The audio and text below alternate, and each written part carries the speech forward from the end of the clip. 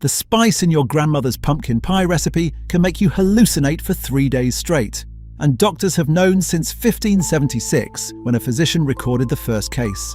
A man who ate 10 to 12 whole nutmegs in one sitting and lost his grip on reality within hours.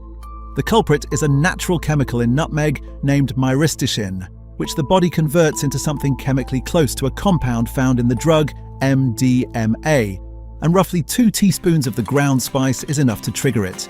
For centuries, that stayed a rumor whispered among sailors and prisoners.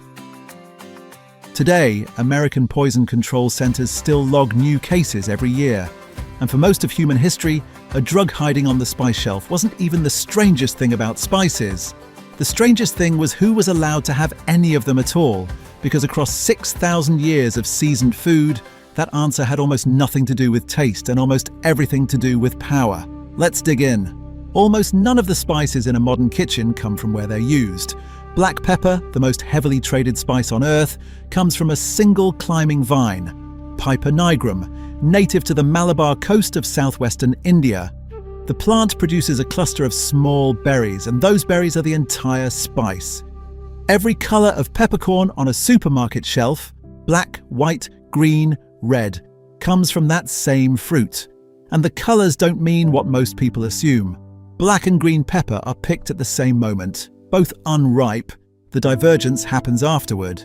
Sun-drying lets natural fermentation darken and toughen the skin, producing black pepper, preserving the fresh berries in brine, or by freeze-drying keeps them green. White and red pepper take the other path, staying on the vine until fully ripe, then losing their skin or being preserved whole. One vine, 2 picking moments, and everything else decided by processing choices made in the days after harvest.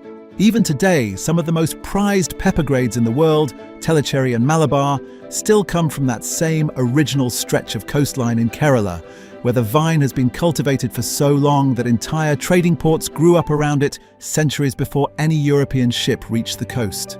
Ginger and turmeric have an origin story with a hole in the middle of it. Both are rhizomes, underground stems, not roots, and both have been cultivated for so many thousands of years that no wild ancestor of either plant has ever been found. Cultivated ginger doesn't reproduce the way most crops do. The varieties humans grow lost the ability to set viable seeds somewhere along the way, so each new plant starts as a chunk cut from an old one. Follow that chain of cuttings backward, and it disappears into prehistory. The ginger in a supermarket today is the same continuous organism, genetically speaking, that farmers in Asia were dividing and replanting before anyone was writing anything down. Turmeric shares that underground architecture and hides one more surprise. Cut a fresh rhizome open and the inside is a vivid orange-yellow, so intensely pigmented that for centuries Europeans used it as a fabric dye before most of them ever cooked with it. Ginger's later history took a turn nobody in Asia saw coming. Romans imported it at real expense, and it stayed a costly import for over a millennium, until Spanish colonists in the 16th century broke the arrangement. They took the plant to Mexico and started growing it there themselves, cutting Asian suppliers out of the market and turning a luxury import into a colonial export almost overnight. By the 19th century, ginger had become common enough that English bartenders kept small dishes of it on the counter for customers to sprinkle into their beer, a habit that, over time, evolved directly into ginger ale. Cardamom hides its harvest somewhere unexpected. The pods form down at ground level, sprouting from low runners that snake out around the plant's base. So, harvesting means crouching and working along the soil, gathering pods one at a time while they're still slightly green because a fully ripened pod splits and loses its value. This whole habit of seasoning food, for that matter, goes back further than any of these trade stories. Archaeologists have found spice residue, including garlic mustard, a plant with almost no nutritional value beyond flavor, on 6,000-year-old pottery shards, evidence that humans were seasoning food with plants that served no purpose except making it taste better, long before anyone wrote down a single word about why. Cumin has left an even older paper trail. Egyptian burial chambers have yielded cumin seeds thousands of years old, some of the most ancient spice specimens ever pulled from the ground, apparently interred as provisions for the journey into the afterlife. The familiar seed is itself a small case of mistaken identity. Botanically, it's the plant's entire dried fruit, a tiny two-chambered capsule with a true seed tucked into each half. And then there's saffron, which earns its reputation as the most expensive spice on earth through nothing more complicated than arithmetic. The entire spice consists of the crocus flower's stigmas, the delicate pollen-catching filaments at its center, and each bloom grows just 3 of them. The flowers open briefly in autumn and fade within days, so the picking window is unforgiving, and no machine has ever managed the job. Multiply 3 fragile threads per flower against the tens of thousands of blooms needed for a single pound, all gathered by hand under time pressure, and the price stops being a mystery. It's a payroll. That's the part that gets lost in most tellings. Spices were never really about survival. They were, from the very beginning, a luxury humans built entire economies to chase. Not every spice earned its place through geography. Some earned it through chemistry doing something nobody expects. Mustard's heat doesn't exist until you make it. An intact seed keeps 2 separate ingredients in separate cellular compartments, and neither one tastes like much on its own, which is why whole dry mustard is nearly odorless. Grinding breaks the compartments open, water lets the 2 ingredients finally meet, and the reaction between them manufactures the sharp burn on the spot, in your kitchen, in the space of a few minutes. The condiment is less a preserved flavor than a small chemical event you trigger on demand. Coriander plays a similar trick, though a more divisive one. One plant supplies 2 ingredients with almost nothing in common: a gentle citrus-warm seed that offends nobody, and a green leaf, cilantro, that a noticeable slice of humanity swears tastes like soap. The soap tasters aren't being dramatic, and it isn't a matter of upbringing. A genetic variation changes how their receptors register certain aldehyde compounds in the leaf, so the same herb literally produces a different flavor in different mouths. Allspice earned its name through a misunderstanding. When Europeans first tasted the dried Jamaican berry, the flavor read as 3 familiar old-world spices layered together: cloves, cinnamon, nutmeg, and the natural assumption was that someone had blended them. Nobody had. One fruit carries all 3 flavor notes on its own, and the name that reflects the original confusion stuck permanently. And in southern China grows an evergreen tree whose star-shaped fruit tastes overwhelmingly of licorice, the same signature flavor as Mediterranean anise, an herb it shares no family tree with whatsoever. Evolution simply built the same molecule twice on opposite ends of the ancient world, in 2 plants that never met. Cooks noticed the match long before chemists could explain it. Fenugreek pulls off a chemistry trick of its own, and it might top all of them. Its seeds naturally carry sotalon, the same molecule behind maple syrup's warm caramel scent. Carry it so strongly that when factories grind fenugreek in bulk, whole neighborhoods can end up smelling inexplicably of pancake breakfast, and residents have phoned in suspected gas leaks over it. Stranger still, fenugreek isn't botanically a spice plant in the usual sense at all. It's a legume, cousin to beans and lentils, moonlighting in the spice rack. In 408 AD, the Visigothic king Alaric laid siege to Rome. When the city tried to negotiate its surrender, part of the ransom he demanded was 3,000 pounds of pepper, a spice grown thousands of miles away in India, delivered to Rome through a supply chain nobody in the city controlled. Pepper wasn't just a flavoring in that world, it functioned as money. In medieval Europe, rents, dowries and taxes were sometimes settled in peppercorns, a practice so established that peppercorn rent survives as a term in English law to this day. The mechanism behind that value was simple: whoever controlled the root controlled the price, and for centuries, nobody in Europe controlled the root. That control belonged to Arab traders, and for hundreds of years they defended it not with armies but with silence. Merchants moving cinnamon, pepper and other spices across the Middle East told buyers deliberately misleading stories about where the goods came from. Legends of guarded valleys, giant birds and impassable deserts, specifically to discourage anyone from trying to cut out the middleman. The silence held. European buyers paid enormous markups for centuries without ever learning that cinnamon came from Sri Lanka or that pepper grew on India's coast, because the people selling it to them had every incentive to keep that a mystery. But the people who couldn't afford any of this weren't sitting quietly. In the 18th century, a poor household in Europe or colonial America had no access to nutmeg, mace, or true cinnamon. Those spices were, in practice if not by law, food for the rich. What they had instead was a kitchen garden, a small patch of ground where nearly anyone, however poor, could grow onions, garlic, and leeks. It wasn't a substitute in the eyes of the wealthy. It was something to be mocked.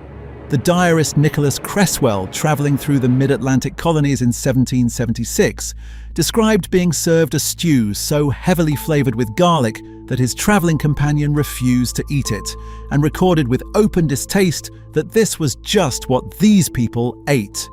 The wealthy called them garlic eaters, as an insult. But the flavour logic was identical on both ends of the class divide. Everyone wanted food that didn't taste plain, and everyone found a way to get it, using whatever their budget allowed. Enslaved communities across the Americas took this further, cultivating chili peppers and other intensely flavoured plants in the small garden, plots they were sometimes permitted to keep for themselves, building flavour traditions from nothing that would eventually reshape entire regional cuisines. The clearest case of a poor person's spice winning outright, though, played out in Hungary. Chili peppers reached the region in the 16th century with the Ottoman Turks, and the nobility's first response was to plant them in ornamental gardens and refuse to eat them. The pods were widely believed to be poisonous, admired strictly as decoration. It was servants, shepherds, and peasant farmers, the people dealing most closely with the occupying Turks, who started cooking with them first, for the same reason garlic filled colonial stew pots. Real pepper cost money, and this fiery red substitute grew for free in any sunny plot. Over generations, Hungarian farmers bred the pods away from raw heat and towards sweetness and colour, grinding them into the powder the world now knows as paprika. By the 19th century, the substitute had dethroned the original. Paprika sat at the centre of goulash and the national table, transformed from a peasant workaround into the defining flavour of the country. It even earned a Nobel Prize. In the 1930s, the Hungarian scientist Albert Szent-Györgyi isolated vitamin C in quantity from Szeged's paprika peppers, work that won him the 1937 prize in medicine. A spice the wealthy once refused to touch ended up carrying a nation's identity. 3 different responses to one problem: an empire that simply took what it wanted, a monopoly that protected itself through secrecy, and millions of ordinary people who built a parallel spice economy out of whatever would grow in a backyard. None of it required the same ingredient. All of it came from the same hunger. For roughly 1,000 years, the cost of spice in Europe was set almost entirely by how many hands it passed through before it arrived, not by how much of it existed. Portuguese sailors had already spent decades probing their way down the African coast when, in 1453, Ottoman forces captured Constantinople and put the old overland routes into Europe under hostile control. Spice kept flowing, but at higher prices through fewer channels, and what had been a slow, speculative Portuguese project of coastal exploration hardened into an urgent race for a sea road that would reach the source directly and cut the land crossing out of the equation. It worked, but not without a fight. By 1509, the Old Guard, Venice, the Mamluk rulers of Egypt, the Sultan of Gujarat, and the Zamorin of Calicut, with the Ottoman Empire backing them, had every financial reason to stop the Portuguese before the new route could destroy their trade advantage for good. They assembled a joint fleet and met the Portuguese navy off the port of Diu, on India's western coast, in a battle that came down to something almost absurdly small. The Portuguese found an 18-year-old local captive who knew the shallow, dangerous channel into the harbour, and who agreed to guide them through it in exchange for his release. The Portuguese won decisively. Within a decade, they held fortified ports along the whole ocean route: the African coast, the Persian Gulf, India, the Malay Peninsula, and the old trading order, a millennium in the making, never fully recovered. A direct route didn't mean a cheap one, though. Prices dropped, but spice remained a luxury item for another 3 centuries because the supply itself hadn't grown. Ships could now sail straight to the source, but there still wasn't more pepper in the world. The real turning point wasn't a route, it was cultivation. Cinnamon is a useful case. For most of recorded history, it wasn't farmed at all. It was harvested from wild trees on Sri Lanka, which meant supply was capped by however much wild cinnamon bark happened to exist in a given year. That changed only in the 19th century when colonial administrations established the first true cinnamon plantations, deliberately cultivating trees at scale instead of stripping bark from whatever grew naturally. The effect was exactly what you'd expect from any commodity once supply stops being scarce by accident. Prices fell, and a spice that had spent close to 2,000 years as a symbol of wealth became something a working-class household could keep in a tin. The same pattern repeated across nearly every major spice over the following century: vanilla, pepper, ginger, nutmeg, as colonial and later independent nations converted wild harvesting into industrial agriculture.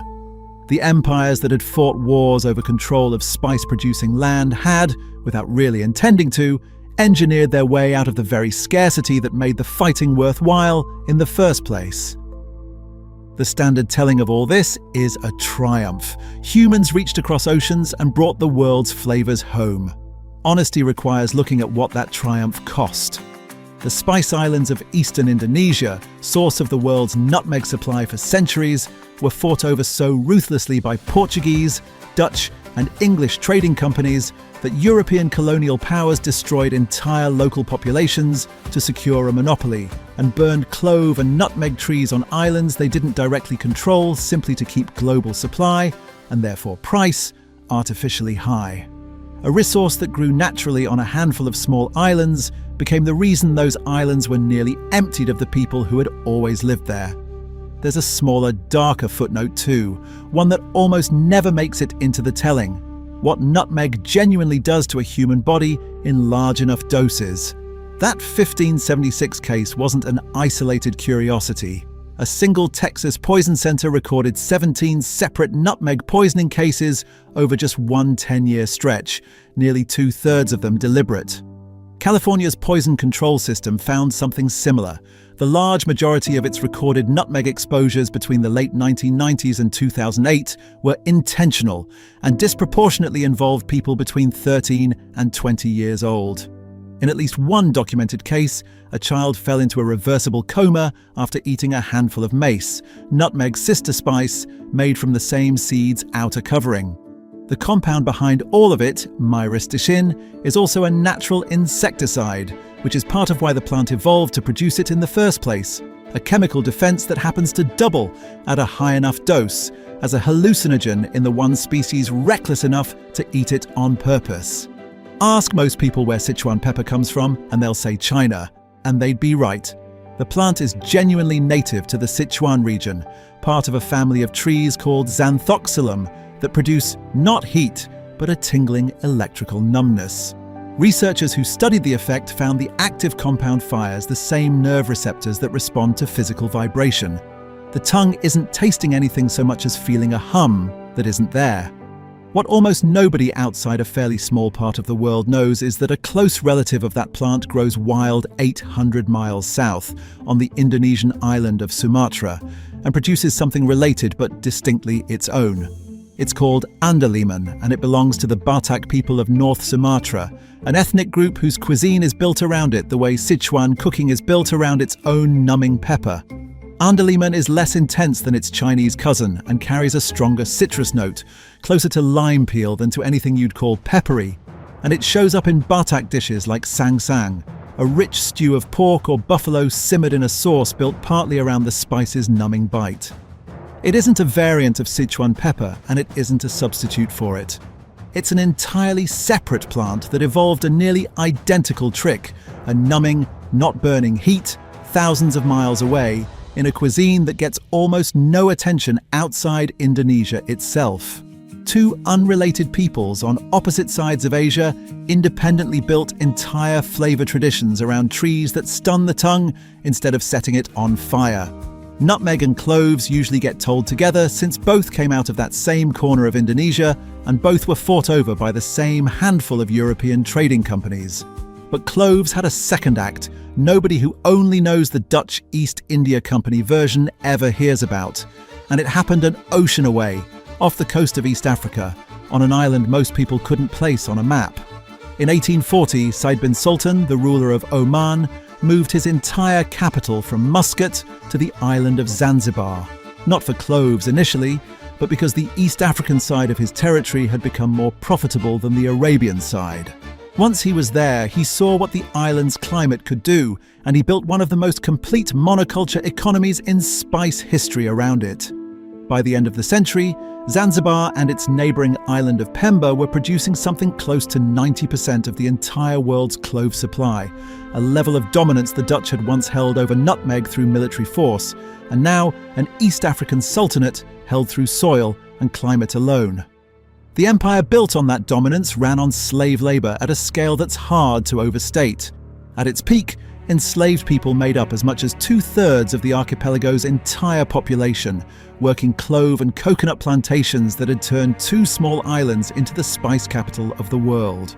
It took decades of British pressure, a series of treaties, and the eventual negotiated closure of Zanzibar's slave market in 1873 before the system underneath the clove trade began to unwind, and slavery itself wasn't formally abolished on the islands until 1897. Cloves weren't even the only spice moving through the island. Zanzibar's plantations and trading houses also handled cinnamon, black pepper, nutmeg, and cardamom, and the wealth that flowed through its harbour transformed the port town at its centre, known today as Stone Town, into a genuine architectural crossroads, with Arab, Indian, Persian, and African building styles layered on top of each other in a way that still defines the city. The version of the clove story most people know ends with the Dutch monopoly breaking in the 18th century. The version most people never hear is the one where a different empire on a different continent rebuilt that same monopoly from scratch a century later and built it on the same foundation. Here's a small, verifiable oddity worth knowing before your next dinner party. Those pink peppercorns showing up more and more often in gourmet pepper blends aren't pepper at all. They come from an unrelated plant, a South American tree related to cashews, not to Piper nigrum, and they're sold under the word peppercorn purely because they look the part, small, round, and dried to a similar size. Unlike true pepper, they've never been granted the FDA's formal, generally recognized as safe designation for food use, and because of their botanical kinship with cashews, they carry a real cross-reactivity risk for people with tree nut allergies. It's an easy thing to miss on a restaurant table dressed up as an elegant four-colour pepper blend, a pink berry sitting next to black, white and green peppercorns, looking for all the world like it belongs to the same family, when botanically it has nothing to do with any of them. There's a claim about spice history that gets repeated so often it's treated as settled fact, that medieval Europeans loaded their food with pepper and cloves to mask the taste of meat that had gone bad before refrigeration existed. It's a tidy explanation. It's also, according to the researchers who tested it, almost certainly wrong. Spices genuinely do kill bacteria. A landmark 1998 study by Cornell biologists Jennifer Billing and Paul Sherman found that the most commonly used spices in the world's cuisines are, overwhelmingly, the ones with the strongest antimicrobial properties, and that hot climates where food spoils faster consistently use more of them. But masking the taste of active spoilage and killing the bacteria that cause it are two different mechanisms, and the evidence supports the second one, not the first. Fresh meat treated with antimicrobial spices stays fresher for longer. Meat that's already spoiled tastes spoiled no matter how much pepper gets thrown on it. Cooks in every era were perfectly capable of telling rotten meat from fresh, and nobody was deliberately serving the former. What happened instead is less dramatic, but ties directly back to who could afford what. The people buying the most expensive spices were disproportionately the same people who could afford the freshest meat. The two purchases came out of the same deep pockets. Heavily spiced food became associated with wealth for reasons of status, imported rarity, and sheer cost. and the spoiled meat theory got layered on top centuries later by writers reaching for a neat story and landing on the wrong one. A rich man's table smelled of cloves because he was rich, not because his beef was rotting. The 20th century finished what cultivation started, turning the spice trade from a handful of merchant monopolies into a genuine global industry. Where a single Dutch trading company had once controlled the entire world's supply of nutmeg from 5 small islands, production now spread deliberately across dozens of countries, specifically to prevent that kind of monopoly from ever happening again. Grenada, Sri Lanka, India, and Indonesia itself all became major nutmeg producers, once colonial control loosened and the trees were no longer confined to their original islands by force. Vanilla followed a similar arc after growers finally solved the pollination problem that had kept it prohibitively expensive for over 2 centuries. Outside its native Mexico, vanilla orchids have no natural pollinator, and every flower grown elsewhere in the world has to be hand-pollinated, one blossom at a time, using a technique developed in 1841 by a 12-year-old enslaved boy named Edmond Albius on the French island of Réunion. Albius worked out that a thin membrane inside the flower kept the plant's male and female parts apart, and that lifting it with a simple sliver of wood was enough to fertilize the flower by hand in seconds. He died decades later in a public hospital without ever having profited from a technique that would go on to build a global industry. That single technical breakthrough is the reason vanilla could ever become a mass-market flavor at all. And yet today, less than 1% of the vanilla flavor consumed worldwide actually comes from a vanilla bean. The rest is synthetic vanillin, manufactured from wood pulp byproducts or petrochemicals, because there simply aren't, and never will be, enough vanilla orchids on Earth to flavor everything humans now want to taste like vanilla. Branding did as much to reshape the spice trade as agriculture did. For most of history, spice was sold loose, scooped out of open sacks and barrels with no way for a buyer to verify what they were getting or where it came from, which made it easy to cut, easy to mislabel, and easy to overcharge for.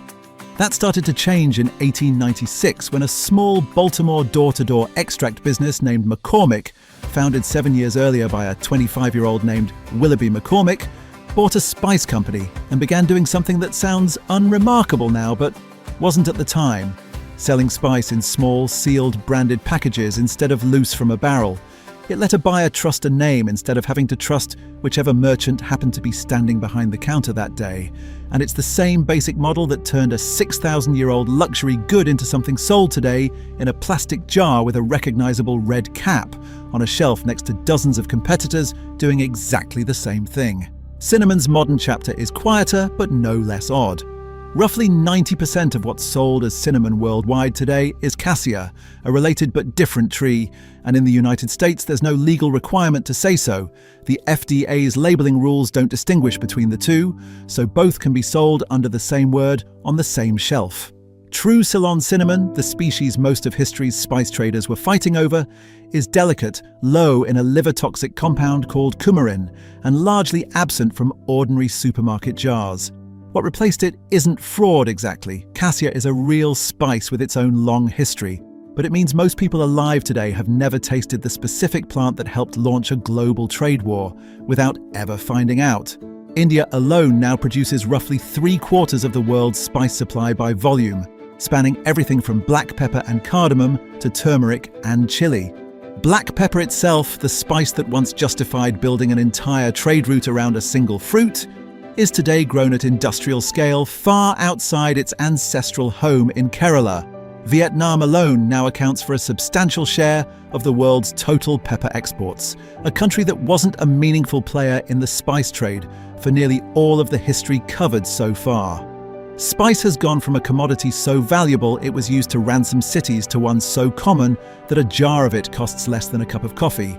The industrial engine behind that shift wasn't a single invention, it was thousands of individual farms converting from wild harvesting to deliberate cultivation, generation after generation, until scarcity itself, the thing that had made spice valuable in the first place, stopped existing. The story of the Banda Islands, where this history's darkest chapter played out, doesn't end with the colonial powers packing up and leaving. When Japan announced its surrender at the end of the Second World War in 1945, Indonesian nationalists declared independence within 2 days, before the formal surrender documents had even been signed. The Netherlands refused to accept it. What followed was 4 years of war, Indonesian forces against a Dutch military that eventually deployed well over 100,000 troops trying to reassert colonial control over the islands their trading companies had first seized centuries earlier for nutmeg and cloves. Somewhere between 45 and 100,000 Indonesian soldiers died, alongside tens of thousands of civilians, before international pressure finally forced the Netherlands to formally recognize Indonesian independence in December 1949. It sits as a kind of afterthought in most retellings of the spice trade, which tend to end at the moment the monopolies broke, as if colonialism's story stops once the economic advantage disappears. In truth, the Netherlands only agreed to a full transfer of sovereignty after mounting international pressure, including from the newly formed United Nations and the United States, made continued occupation politically untenable. The formal handover happened at a conference in The Hague at the end of 1949, more than 3 centuries after the first Dutch ships had arrived in the same waters, chasing the same nutmeg trees. The islands that were nearly emptied of their original population to protect a monopoly spent the following 3 centuries under continuous foreign rule. And the war that finally ended it doesn't get told nearly as often as the war that started it. That 1576 case wasn't the last time someone found out the hard way what nutmeg can do.